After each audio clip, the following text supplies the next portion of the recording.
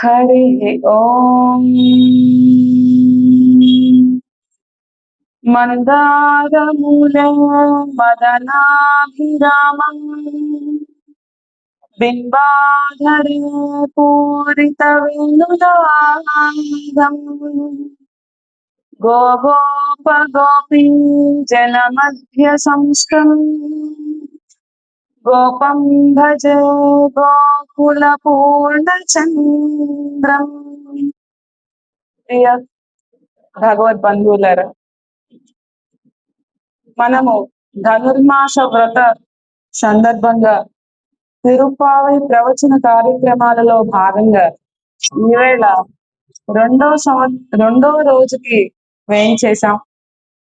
మొదటి రోజున అమ్మవారు ఎవరు, విష్ణు చిత్తులు ఎవరు, గోదాదేవి ఎవరు, ఆమె ఏమని ఈ వ్రతాన్ని సంకల్పించుకొని చేద్దాం అనుకుంటున్నారు అనేది మనం నిన్నటి పాసురంలో తెలుసుకున్నాం. గోదాదేవి శ్రీకృష్ణుని చేరాలి అనే ఉద్దేశంతో ఒక వ్రతాన్ని మొదలుపెట్టింది అనేది కూడా నిన్న మనం తెలుసుకుందాం.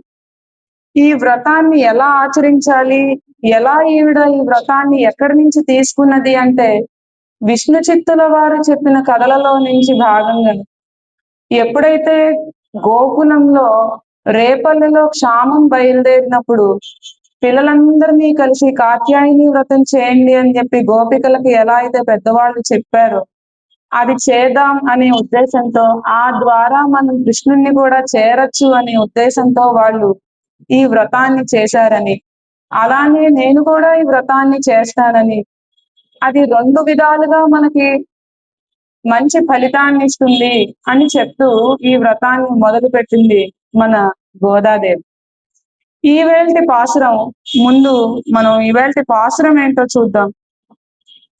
வையத்துவால் வீர்கால் நாமம் நம்பாவைக்கு செய்யும் கிரிசைகள் கேளீரோ பாற்கொடலுள் பையத்து இந்த பரமனடி பாடி நெய்யுண்ணோம் பாலுண்ணோம் நாட்காலே நீராடி மையட்டளித்தோம் மலரிட்டு நாமுடியோம் செய்யாதன செய்யோம் தீக்குறளை சென்றோதோம் அயமும் பிச்சையும் ஆந்தனையும் கை காட்டி ఉయ్యుమారెన్ని ఉగందేలోరెంబాయ్ అంటూ ఇవాళ పాసురాన్ని అమ్మవారు చెప్తున్నారు.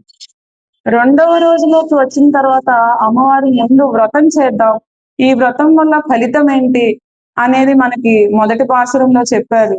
మరి వ్రతం చేయాలంటే మనకి ఏం కావాలి, అది ఎలా చేయాలి, దానికి ఏమేమి క్రియలు మనం ఆచరించాలి, ఏమేమి ఆచరించకూడదు, నియమాలేంటి అనే విషయాన్ని అమ్మవారు ఈ రెండవ పాసురంలో మనకి తెలియజేస్తున్నారు. ఈ పాసురాలని పాట అని కూడా అంటారండి. ఆవిడ 30 పాటలలో మనకి ఎంతో తత్వాన్ని బోధించింది గోదాదేవి. అయితే ఈ మొదటి పాసురం మొదటి లైన్, రెండవ పాసురంలో మొదటి లైన్ ఏంటి? వైయత్తువాల్ వీర్గాల్. వైయత్తువాల్ వీర్గాల్ అంటే అర్థం ఏంటి?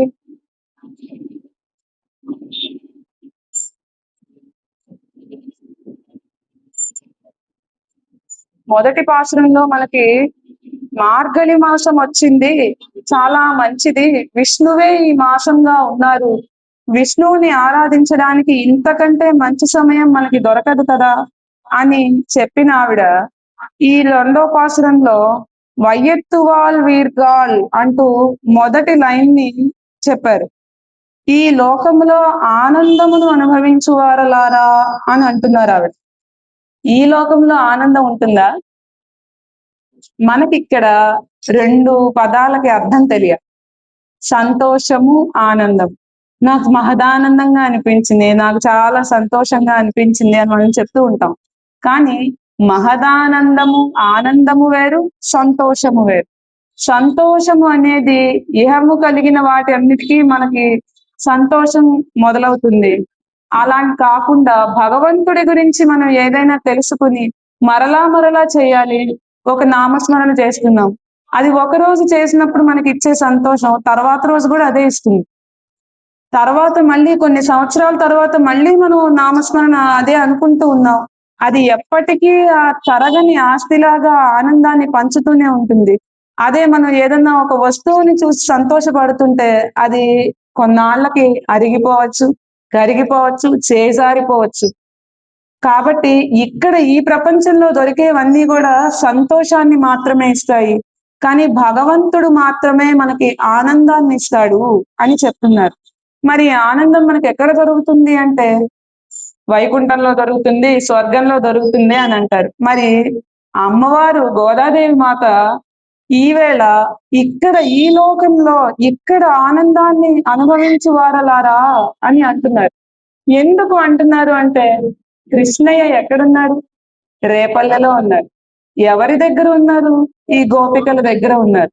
ఈవిడ వ్రతం ఏమని చేద్దామనుకుంది? గోపికలు ఎలా అయితే కాత్యాయని వ్రతం చేసి క్షామం లేకుండా పాడి పంటలు సమృద్ధిగా జరగాలని కోరుకుందో, అలానే ఈ నెపంతో మనం కృష్ణుడికి కూడా దగ్గర అవ్వచ్చు, దగ్గర అవ్వాలి.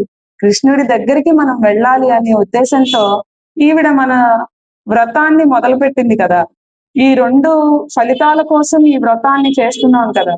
మరి ఈవిడ ఎలా ఆలోచించారు? ఈవిడ మనస్సంకల్పం ఎట్లా ఉంది అంటే, తాను గూడా రేపల్లెలో ఒక గోపికలానే భావిస్తుంది. ఆవిడ భావన మొత్తం నారాయణుడి మీదే ఉంది. ఆ కృష్ణుడి మీదే ఉంది. ఆ రంగనాథుడి మీదే ఉంది. మన వీరి పేరు భావనారాయణ అంటారు గదా! భావములోన భాగ్యమునందున అని చెప్పి పాట గూడా ఒకటుంది. హరిని తలచిన వారికి ఎటువంటి బాధలు ఉండవు. ఒకవేళ ఏదైనా బాధ వచ్చినా తర్వాత మళ్ళీ ఆయనే దాన్ని తీర్చి మనకు సంతోషాన్ని, ఆనందాన్ని చేకూర్చుతాడు అనే ఉద్దేశంతో తన భావంలో తాను రేపల్లెలో ఉన్నట్లుగాను, కృష్ణుడికి చాలా దగ్గరగా ఉన్నట్లుగాను ఆవిడ భావించుకుంది. అలానే ఈ నెల రోజులు గూడా ఆవిడ ఏమేమి నియమాలు, నిష్టలు చేయాలి అనేది ఈవిడ చెప్తూ ఉంది. దానికి ముందు ఈ లోకములో ఇప్పుడు ఆనందాన్ని అనుభవించువారలారా అని అంటుంది అంటే, ఎప్పుడైతే మనం భగవంతుడి దగ్గర ఉంటామో, ఎప్పుడైతే భగవన్నామ స్మరణ చేస్తామో, అప్పుడు మనకి ఆనందం ఖచ్చితంగా జరుగుతుంది. ఖచ్చితంగా మనకి వస్తుందది. మన ఇంట్లో ఉన్నప్పుడు మనకి ఎన్నో బాధలు గుర్తొస్తూ ఉంటాయి. ఎన్నెన్నో రకాల టెన్షన్స్ ఉంటూ ఉంటాయి. కానీ ఎప్పుడైతే మనం గుడి దగ్గరికొచ్చామో, లేదంటే మనసు నిండా భగవంతుడిని తలుచుకున్నామో, ఏమీ గుర్తుండవు. ఆయనే చూసుకుంటాడు. ఆయనే మనని రక్షిస్తాడు. ఆయనే ఏదో విధంగా తానేదో ఒక రూపంలో మన దగ్గరికి వచ్చి మన కష్టాలని బాపుతాడు అనే నమ్మకం మనకొస్తుంది. అదే ఆనందం. ఆ ఆనందాన్ని మనం అనుభవిస్తూ ఉన్నారు. అలానే ఈ గోపికలు ఎంత అదృష్టవంతులంటే, ఆ యుగంలో ద్వాపర యుగంలో కృష్ణుడు ఉన్నప్పుడు వారు వేరే ఎక్క చోట కాకుండా ఆ రూపంలో అక్కడ గోపికల్లా పుట్టడం వారి అదృష్టంగా భావిస్తోంది ఇక్కడ మన గోదాదేవి. తాను కూడా వారిలో ఒక గోపికలానే మనం ఈ వ్రతం చేయాలి అనుకుంటూ ఉంది. అందుకని వయ్యెట్టువాళ్ వీర్గాల్ అని ఆనందాన్ని అనుభవించడి వారలారా అని పిలుస్తూ ఉంది ఈ గోపికలందరినీ.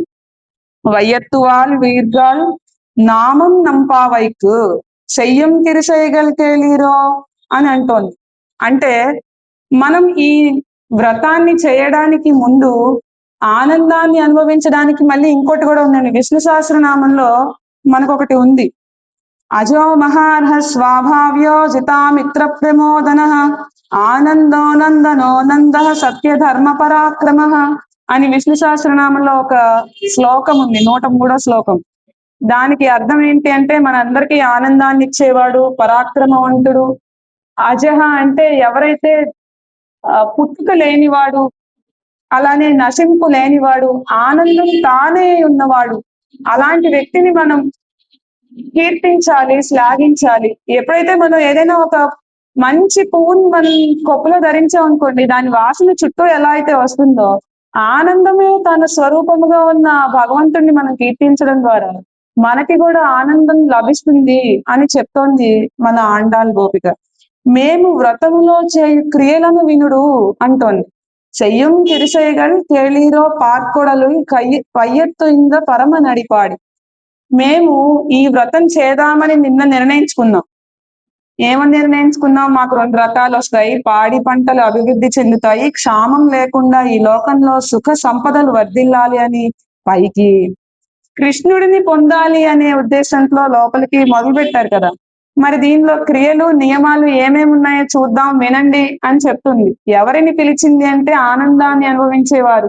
ఇక్కడ ఇంతమంది ఉండొచ్చు, ఈ వీధిలో ఎంతో మంది తిరుగుతూ ఉండొచ్చు, కానీ గుడిలోకి వచ్చి ఏదో చెప్తున్నారు, మనం వినాలి. ఇప్పుడు ధనుర్మాసం గురించి ఏదో మనం తెలుసుకోవాలి ఆనందంతో అని మీరు వచ్చారు చూసారా. మీరందరూ కూడా ఆనందాన్ని అనుభవించే వారలారే. అందుకే మనం ఇక్కడ కూర్చుని మంచి విషయాలు చెప్పుకుంటూ ఉన్నాం. నామం నంపావైకు చెయ్యం తిరుసైగల్ కేలీరో, మేము మా వ్రతములో చేయి క్రియలను వినండి అని చెప్తోంది. గోపికలారా రండమ్మాయి, మన ఇవాళ వ్రతం చేసుకుందాం అనుకుంటున్నాం కదా, మరి దానికి తగిన నియమాలు క్రియలు ఏమేమి ఉన్నాయో చెప్పుకుందాం రండి అని పిలుస్తోంది ఆవిడ. ఏమని చెప్తోంది? పార్కొడలు పయ్యత్తు ఇంద పరమనడిపాడు. పాల కడలిలో చక్కగా తెల్లటి పాల సముద్రంలో చల్లటి శేషుడి మీద శయనించి ఉన్న ఈ నీలమేఘ శ్యాముడైన శ్రీమన్నారాయణుడి పాదాలు ఏవైతే ఉన్నాయో ఎంతో శుతిమెత్తగా ఉన్నాయి. ఈ పాదాల ఒకప్పుడు త్రివిక్రముడిగా భూమిని ఒక పాదంతోనూ ఆకాశంలో ఒక పాదంతోనూ ఇంకో పాదం నేను ఎక్కడ మోపను అని చెప్పి బలిని అడిగిన ఈ పాదాలు ఇంతటి మెత్తటి శుతిమెత్తని పాదాలకి అంతటి బలం చేకూరింది కదా అని చెప్పి ఈవిడ ముందు ఆయన పాదాలకి నమస్కరించుకుందాం. ఆ కృష్ణుడు ఎవరైతే ఉన్నారో ఆయన పడుకున్నారు కాబట్టి ఆయన పాదాలకి మంగళం ముందు పాడదాం. మనం ఏదైనా పని మొదలు పెట్టాలంటే ముందు భగవంతుణ్ణి తలుచుకోవాలి, ఆయన పాదాలని మన మనసులో నిలుపుకోవాలని ఆండాళ్ గోపిక ఇవాళ మనకు చెప్తున్నారు. అందుకే ఆవిడ మొదటిగా ఏమేమి క్రియలు చేయాలి అనే ఉద్దేశంలో ముందు ఆయన పాదాలకి మంగళం పాడదాం. ఆయన పాదాలకి ఏ దిష్టి తగలకూడదు. మంగళం అంటే ఏంటండి? ఏ దిష్టి తగలకూడదు, ఎటువంటి చెడు ఏమి ఉండకూడదు, అందరికీ మంచి జరగాలి అనే ఉద్దేశమే మంగళము అంటే. ఆ మంగళం పాడదాం అని చెప్తోంది. చెప్పిన తర్వాత నెయ్యున్నోం పాలున్నోం నాట్కాలే నీరాడి. నెయ్యున్నోం పాలున్నోం నాట్కాలే నీరాడి மையெழுத்தோ மலரிட்டு முடியோம் செய்யாதன செய்யோம் தீக்குறளை சென்றோதோம் அயமும் பிச்சையுமாந்தனையும் கை காட்டி உய்யுமாறெண்ணியுகந்து ஏலோரெம்பாவாய் ఏలో రెంబాయ్. నెయ్యున్నోం పాలున్నోం అంటే నెయ్యి తినము, పాలు ఆరగించము, నెయ్యి తీసుకోము, పాలు సేవించము అని చెప్తున్నారు. మాకు కృష్ణయ్య గుర్తు వస్తాడు అంటే నెయ్యి తింటాడు, పాలు తాగేస్తాడు, కాబట్టి మేము ఆ నెయ్యిని తీసుకోము, పాలుని తీసుకోము. నాటకాలే నీరాడి అంటే ఉదయాన్నే ఎప్పుడు మామూలుగా ప్రాతకాలంలో చేస్తాం కదా, ఇప్పుడు అంతకంటే ముందుగానే లేచి ఈ యమునా తటిలోని నీటితో మేము చల్లటి నీటితో స్నానం చేస్తాము అని చెప్తోంది గోదాదేవి. ఉదయాన్నే లేవడం నేర్పించింది, నెయ్యి పాలు తాగద్దు అని చెప్పింది. మరి ఎందుకని చెప్పిందో తర్వాత తెలుసుకుందాం. నెయ్యున్నోం పాలున్నోం నాట్కాలే నీరాడి మైయెట్టెలితో మలరిట్టునా ముడియోం. మైయెట్టెలితో అంటే కాటుక కన్నులకు పెట్టుకోము, కాటుకను కన్నులకు పెట్టుకోము. కృష్ణుడికి కాటుక కళ్ళంటే ఇష్టమట. నువ్వు ఇలా చాలా అందంగా ఉన్నావు అని చెప్పి ఎవరైనా గోపిక చక్కగా కాటుక కళ్ళను దిద్దుకుంటే చాలా బాగున్నావు సుమా అని చెప్పి వాళ్ళ వంక అలా చూస్తూ ఉండిపోతాడట కృష్ణయ్య. అటువంటిది మేము ఇప్పుడు కాటుక పెట్టుకోము కృష్ణ అంటోంది గోదాదేవి. ఎందుకు గోదాదేవి కాటుకని పెట్టుకోము అంటోంది అంటే అజ్ఞానతిమిరాంధస్య జ్ఞానాంజనశలాకయా చక్షురున్మీలితం యేన తస్మై శ్రీ గురవే నమః. అజ్ఞాన తిమిరాంధస్య జ్ఞానాంజన శలాకయ. అంజనము, జ్ఞానము అనే అంజనాన్ని కాటుకగా దిద్దు కృష్ణయ్య మాకు. మేము నీ స్వరూపము నీ స్వభావము ఎరుగని వారు. నీ రూపం మాకు తెలుసు, నువ్వు అల్లరి చేస్తావని మాకు తెలుసు, కానీ నీతో ఉండాలని మాత్రమే మాకు తెలుసు. కానీ నీ స్వభావం ఏంటి, నీ తత్వం ఏంటి మాకు తెలియదు.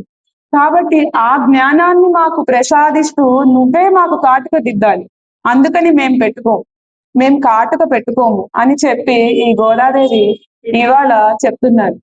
మలరిట్టునా ముడియం, మేము కొప్పులలో పువ్వులు కూడా ధరించము అని చెప్తోంది ఈవిడ.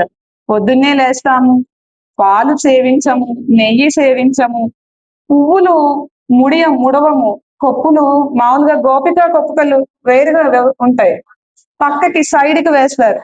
తెలుసు కదా మనకి ఏదైనా ఈ పిల్లల ఫంక్షన్స్ అప్పుడు బాగా చేస్తుంటాం. మనం పక్కకి కావాలని వేస్తాం. ఎందుకు వేస్తాం? మామూలుగా అయితే వెనకాల వేస్తారు, లేదంటే పైన వేసుకుంటారు. కానీ పక్కకి ఎందుకు వేస్తారంటే వాళ్ళ వెసులుబాటు.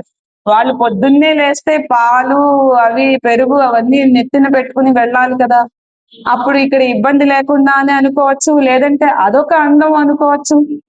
మేము గోపికలము అని వాళ్ళ ప్రింట్ వాళ్ళు వేయడానికి కూడా మెయిన్ ఈ పక్కకి వేసుకుంటారండి వాళ్ళు.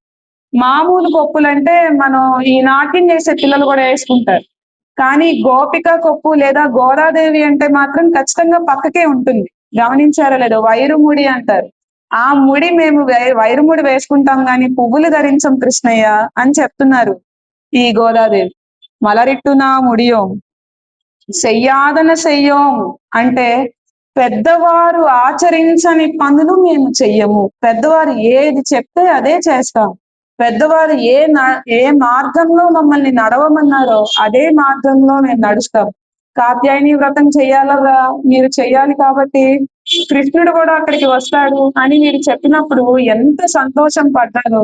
కృష్ణుడు వస్తాడు, మనం కూడా అక్కడికి వెళ్ళాలి, ఆ వ్రతస్థలకి చేరాలి అని చెప్పి ముందే వెళ్ళిపోయి ఇలా చెయ్యం. పెద్దవారు ఏది చెప్తే అదే చేస్తాం. ఈ పెద్దవారు ఎవరు, ఎటువంటి వారు పెద్దవారు అవుతారు అంటే మన సంస్కృతి, మన సంప్రదాయం పిల్లలకి ఎవరైతే నేర్పిస్తూ ఉంటారో వారే పెద్దవారు. ఇక్కడ మీరిద్దరు కూడా పెద్దవారే, ఖచ్చితంగా చప్పట్లు కొట్టండి. ఖచ్చితంగా. ఎందుకంటే మన పిల్లల్ని మన సంస్కారంలో, అంటే మన బాట మనం ఏమేం చేయాలి, పొద్దున్నే లేవాలి, బొట్టు పెట్టుకోవాలమ్మా, గుడికి వెళ్ళాలమ్మా, ప్రదక్షిణ చేయాలమ్మా, మంచి మాటలు వినాలి, భగవంతుడి గురించి ఆలోచించాలి. ఇవి మనం చేస్తేనే, మనం చేస్తూ ఉంటే పిల్లలు వాటిని చూసి వాళ్ళు ఆచరిస్తారు. కాబట్టి ఈ పెద్దవాళ్ళు చెప్పిన పనులే మేము చేస్తాము అని చెప్పి ఈ చిన్న పిల్ల, 8 ఏళ్ల పిల్ల చెప్తూ ఉంది. ఎవరి చిన్న పిల్ల? గోదాదేవి. అయితే ఈవిడ మలరిట్టునా ముడియోం చెయ్యాదన చెయ్యం తీక్కురలై చెన్రోదోం. ఈ నియమాలన్నీ మేము పాటిస్తూ అయము పిచ్చయం ఆందనయం కైకాటి అంటే అయము అంటే దానము చేస్తాము, పిచ్చయం అంటే భిక్ష వేస్తాము, దాన ధర్మాలు చేస్తాము, భిక్ష వేస్తాము. ఇంకా కూడా మేము ఏమీ చేయలేకపోతున్నామే అని మేము ఆలోచిస్తూ ఉంటాము. అంటే ఇంకొకటి కూడా ఉంది ఇక్కడ, కొండెములు చెప్పము, అబద్ధాలు ఆడము. అబద్ధాలు మేము ఎప్పుడు ఆడము. ఈ వ్రతం మొదలు పెట్టినప్పుడు నియమాలని చెప్పి అనుకున్నాం కదా, ఇది నియమాల పాట ఒక విధంగా చెప్పాలంటే. నిన్నేమో వ్రతం మొదలు పెడతా అన్నారు, ఆ వ్రతానికి నియమాలేంటో ఇవాళ చెప్తున్నారు. మనకి తిరుపతి 3 దశలలో ఉంటుందండి. ఆభిముఖ్య దశ, ఆశ్రయణ దశ, అనుభవ దశ. ఆభిముఖ్య దశ అంటే ముందు సింహావలోకనం, అసలు ఏమేం చేస్తాము ఏమేం చేయము అనేది. ఆభిముఖ్య దశ తర్వాత ఆశ్రయణ దశ, ఎవరెవరు ఆశ్రయించి ఉన్నారు అనేది. చాలా మంది గోపికలని ఆవిడ నిద్రలేపుతూ ఒక్కొక్కరి స్వభావం ఎలా ఉంది, శ్రీకృష్ణుని చేరాలి అనే ఆ ఉద్దేశంలో ఈ గోపికలు ఎలా ఎలా సంచరిస్తున్నారు అనేది తరువాతి పాసురాల్లో మనకు చెప్తుంటారు. ఆశ్రయణ దశ, అనుభవ దశ. ఆ తర్వాత అంతా మనం ఆ శ్రీకృష్ణుడితో ఎలా ఆవిడ తన భావంలో, తన అంతరంగంలో అనుభవించింది అనే విషయాన్ని చెప్తూ ఉంది. అయితే ఇక్కడ అయము పిచ్చయం ఆందనయం కైకాటి అంటోంది. అంటే దానము వేరు, భిక్ష వేరు, రెండు ఒకటే కదా. ఏదైనా మనం ఇచ్చేదే కదా, కాదు. దానము అంటే నా పేరు అనేది లేకుండా మనంతట మనం మనకి ఇష్టపూర్వకంగా ఇచ్చేది దానం. అయ్యగారు మీరు ఈ పళ్ళు తీసుకోండి, అది దానం. లేదు అలా కాకుండా ఎవరికైనా అవసరం అవుతోంది అని జాలిపడి ఇచ్చేది వేరు. ఇష్టపూర్వకంగా ఇచ్చేది వేరు, జాలి పడుతూ ఇచ్చేది వేరు. కాబట్టి దానము వేరు, భిక్ష వేరు. మేము దానము చేస్తాము, భిక్ష చేస్తాము, మేము స్వధర్మాన్ని ఆచరిస్తాము. మా ధర్మాలు ఏవేవైతే ఉన్నాయో ఒక పడుచు పిల్లగా మేము ఇంట్లో చేయవలసిన పనులన్నీ మేము చేస్తాము. అలానే పొద్దున్నే స్నానం చేస్తాము అని చెప్తున్నారు. అలానే ఇంకా చెయ్యాదన చెయ్యం తీకురలై చంద్రోదం. కాబట్టి మా పెద్దలు చెప్పిన పనులు మేము చేస్తూ మేము ఈ నియమాలని పాటిస్తాము అని చెప్తోంది ఆండాళ్ గోపిక. ఇక్కడ మనం ఇందాక అనుకున్నాం నెయ్యి తినము, పాలు తాగము అని చెప్పారు కదా. ఎందుకు? భోగ్య వస్తువులను మేము అనుభవించము. మా భోగము, మా రాజభోగం ఏదైతే ఉందో అది మాకు శ్రీకృష్ణుడే. కాబట్టి ఆయనను చేరేదాకా మాకు వద్దు. మాకు ఇవి అంత ఆయనని చేరుకున్న తర్వాత వచ్చే భోగంతో పోలిస్తే ఇవి చాలా తక్కువ. కాబట్టి మాకు నెయ్యి పాలు అవసరం లేదు అని చెప్తోంది ఆండాళ్ గోపిక. అలానే సత్వ రజ తమో గుణాలని ఉంటాయండి. ప్రతి మనిషిని ప్రేరేపించేది అవే. ఒక వ్యక్తి చాలా కోపిష్టి అంటే అతనిని ప్రేరేపిస్తోంది రజోగుణం. సత్వగుణము అంటే సాత్వికంగా మాట్లాడడం, శాంతంగా ఉండడం, నెమ్మదిగా మాట్లాడడం, చెప్పడం. రజోగుణము అంటే కోపము, విపరీతమైన కోపాన్ని ప్రదర్శించడం, నిద్రపోవడం. ఇవన్నీ కూడా తమస్సు. నిద్రపోవడం, బద్ధకంగా ఉండడం, ఏమి చేయలేకపోవడం అనేది తమస్సు. రజోగుణం అంటే ప్రతి దానికి చిరుబురులాడడం, చికాకు పడ్డం. ఇవన్నీ రజోగుణానికి ప్రతీకలు. ఇక్కడ ఈవిడ చెప్పిన పనులన్నీ కూడా మేము అబద్ధాలు ఆడము, మేము ఎవరి మీద చాడీలు చెప్పము. ఇదిగో వీళ్ళట అలా చేశారట, మన దగ్గరికి ఏమో మళ్ళీ వచ్చారేదో చెబుదామని అని ఇట్లాంటి చాడీలు మేము చెప్పము. మేము భగవంతుడి గురించే ఆలోచిస్తాము. మా పెద్దలు చెప్పిన పనులు మాత్రమే చేస్తాము.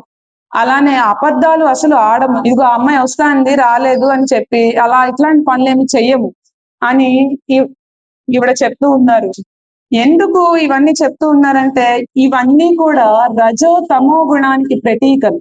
అబద్ధాలు ఆడడం, చాడీలు చెప్పడం, ఒకరి మీద ఒకరు నిందలు వేసుకోవడం. ఒకరి మీద మనం నింద వేస్తే వారు ఊరుకుంటారా? ఊరుకోరు కదా. నా మీద ఎందుకు మాట్లాడుతున్నావు అని కోపడతారు. అలా కోపడడాలు ఇవన్నీ మేము చెయ్యము అని సత్వగుణానికి సంబంధించినవి మాత్రమే మేము చేస్తాము అని చెప్పి మనకి గోదాదేవి చెప్తూ ఉన్నారు. మేము పువ్వులు పెట్టుకోము, అది కూడా భోగ్య వస్తువు కాబట్టి. మాకు కృష్ణయ్య వచ్చి ముడవాలి.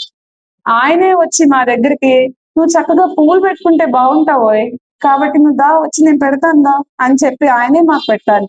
జ్ఞానం అనే కాటుకని మాకు ఆయన అలంకరించాలి. అప్పటిదాకా మేము కాటుక పెట్టుకోము అని చెప్తున్నారు ఇక్కడ మన ఆండాళ్ గోపిక. అలా ఇవాల్టి పాసురంలో నియమాలు చెప్పారు. ఏమేం చెప్పారు నియమాలు? మొట్టమొదటిది, మేము స్వామి పాదాలకి మంగళం పాడతాము, మంగళం పాడి మేము ఈ వ్రతాన్ని మొదలు పెడుతున్నాము అని చెప్పారు. నెక్స్ట్ది, నెయ్యున్నోం పాలున్నోం నాటకాలే నీరాడి, నెయ్యి తాగము, నెయ్యి పాలు సేవించము. అలానే పొద్దున్నే లేచి మేము స్నానం ఆచరిస్తాము, మా ధర్మంలో మేము ఉంటాము. అలానే పెద్దవాళ్ళు చెప్పిన పనులు చేస్తాము, చాడీలు చెప్పము, అబద్ధాలు ఆడము అని చెప్తున్నారు. ఏమేమి చేస్తామని చెప్తున్నారు? కృష్ణుడిని సేవిస్తాము, కృష్ణుడి గురించే మేము ఆలోచిస్తాము, అనవసరమైన ఆలోచనలు మేము చెయ్యము, మా పెద్దవారు చెప్పిన పనులే మేము చేస్తాము అని చెప్తూ ఉన్నారు ఇక్కడ మన ఆండాళ్ గోపిక. మీకు ఒక చిన్న కథ చెప్తారు. ఒకసారి రేపల్లలో అందరు గోపికలు పొద్దున్నే లేచి, పొద్దున్నే మనం ఏం చేస్తాం, మనకైతే ట్యాప్ లో నీళ్ళు వస్తాయి, కానీ అక్కడ వాళ్ళ గోపికలకి యమునా తటికి వెళ్ళారట. యమునా నది దగ్గరికి వెళ్ళి రోజు పొద్దున్నే వాళ్ళు నీళ్లు తెచ్చుకోవాలి కదా, మరి రోజు కావాల్సిన నీరు తెచ్చుకోవాలి కదా. అలా వాళ్ళు కడవల నిండా, పెద్ద పెద్ద కడవల నిండా నీళ్లు తెచ్చుకుంటూ ఉన్నారట. కృష్ణ ఏమో అక్కడే పక్కన ఉన్న పొన్న చెట్టు మీద నుంచుని పక్కన కూర్చుని చక్కగా ఫ్లూట్ ఊపుకుంటూ అలా వేణు గానం చేస్తూ ఆయన అలా ఉన్నారట. అప్పుడు ఈ పిల్లలు ఉన్నారు కదా, చిన్న పిల్లలు కదా, అలా వీళ్ళు కృష్ణయ్య రావచ్చు కదా, మాకు కొంచెం సహాయం చేయొచ్చు కదా, ఇంత పెద్ద కడవ పైకెత్తవయ్యా అని చెప్పి అడిగారట. అడిగితే నాకు తెలియదు, నాకు సంబంధమే లేదు అని చెప్పాడట కృష్ణయ్య. అది చెప్తే ఏంటబ్బాయి నువ్వు, అసలు నువ్వు చిన్న పిల్లాడివి అని, చిన్న పిల్లలం కదా, ఏదో హెల్ప్ అడుగుతున్నాం కదా, కనీసం చెయ్యొచ్చు కదా నువ్వు అలాంటిది నువ్వు చేయకపోగా ఇంకా మళ్ళీ మమ్మల్ని చేయనని చెప్పి నాకు సంబంధం లేదని చెప్తావా? నువ్వు అసలు మా పిల్లాడివైనా మా ఊరేగా నీది కూడా, నువ్వెందుకు ఇలా చేస్తున్నావు అనుకుంటూ వీళ్ళు వాళ్ళే చిరుబుర్లాడుకుంటూ వెళ్ళిపోయారట. కానీ ఈ పిల్లలు ఎంతమంది అయితే వెళ్ళారో అంతమంది ఇంటికి ఆయన వాళ్ళు వెళ్ళేలోపే వెళ్ళిపోయి వాళ్ళ అరుగు మీద నుంచుని, అప్పటి ఇల్లు వేరు కదండి, మిద్దెల ఇల్లు, చక్కగా అరుగు ఉంటుంది, మిద్దెలు ఉంటాయి, హాయిగా ప్రశాంతంగా ఉంటుంది, పెద్ద పెద్ద విశాలమైన ఇల్లు కదా. వాళ్ళు ఆ కిందకి దించుకునే లోపు ఈయన అరుగు మీద నుంచుని ఆ పైనుంచి ఆ పెద్ద కడువ కిందకి దింపారు. కొంతమంది సరే అని చెప్పి దింపాడు, ఇదేగా చాలని చెప్పి వెళ్ళిపోయారు. కొంతమంది ఉంటారు ప్రశ్నలు అడిగేవారు, ఎందుకు ఇలా జరిగింది, ఎందుకు ఇలా చేస్తున్నావు అని. ఏంటి అబ్బాయి నువ్వు ఇందాక అడిగితేనేమో పెద్ద బీరాలు పలికావు, నేనేం చేయను, నాకేం సంబంధం లేదు అన్నావు, ఇప్పుడేమో మేము అడగకుండానే వచ్చి కడవలు కిందకి దింపుతున్నావు అని చెప్పి అడిగితే, నేను భారాన్ని పైకి ఎత్తేవాడిని కాదు, దించేవాడిని అని చెప్పాడట. ఎంత పరమార్థం ఉంది అందులో. మన కర్మని మనమే అనుభవించాలి, కానీ దాన్ని మనకి సులభంగా దించేవారు ఎవరున్నారు అంటే శ్రీకృష్ణుడు ఉన్నాడు. ఆయన మన కష్టాలు ఏవైనా వచ్చినా, మనకి ఏవైనా దుష్ఫలితాలు లేదంటే తెలియని అనుకోని ఇబ్బందులు ఏవి ఎదురైనా కానీ నేనున్నాను, నేను దించుతాను, మీ ఇబ్బందులన్నీ కూడా మీ నెత్తి మీద నుంచి నేను కిందకి దించుతాను అని చెప్తున్నారు. అలానే మీ కర్మలు ఏవైనా ఉన్నా గాని, పాతకాలు ఏవైనా ఉన్నా కానీ అవన్నీ ఎవరైతే నన్ను అడుగుతారో వారికి నేను ఖచ్చితంగా మంచి ఫలితాన్ని ఇస్తాను అని చెప్పి కృష్ణుడు చెప్పాడట. అటువంటి కృష్ణుడికి నేను ఇవాళ మంగళం పాడుతూ ఇవాల్టి పాసురాన్ని ముగిద్దాం మనం. అలానే నామం చెప్పి ముగిద్దాం. హరే కృష్ణ కృష్ణ కృష్ణ హరే హరే, హరే రామ రామ రామ హరే హరే, హరే రామ రామ రామ హరే హరే, హరే కృష్ణ కృష్ణ కృష్ణ హరే హరే. జయ రామ్ జయ జయ రామ్, శ్రీరామ్ జయ రామ్ జయ జయ రామ్, జయ హనుమాన్ జయ హనుమాన్, జయ జయ హనుమాన్ జయ హనుమాన్, వెంకటేశ పాహి మాం శ్రీనివాస రక్ష మాం, వెంకటేశ పాహి మాం శ్రీనివాస రక్ష మాం, ఆండాళ్ గోదామాతకి, శ్రీకృష్ణ పరమాత్మునికి, శ్రీ పద్మావతి గోదా సమేత శ్రీ వెంకటేశ్వర స్వామికి, శ్రీ కోదండరామ స్వామికి, శ్రీ దాసాంజనేయ స్వామికి, గోవింద గోవింద, ఏడుకొండలవాడ వెంకటరమణ గోవింద గోవింద. ఓం శ్రీహరి.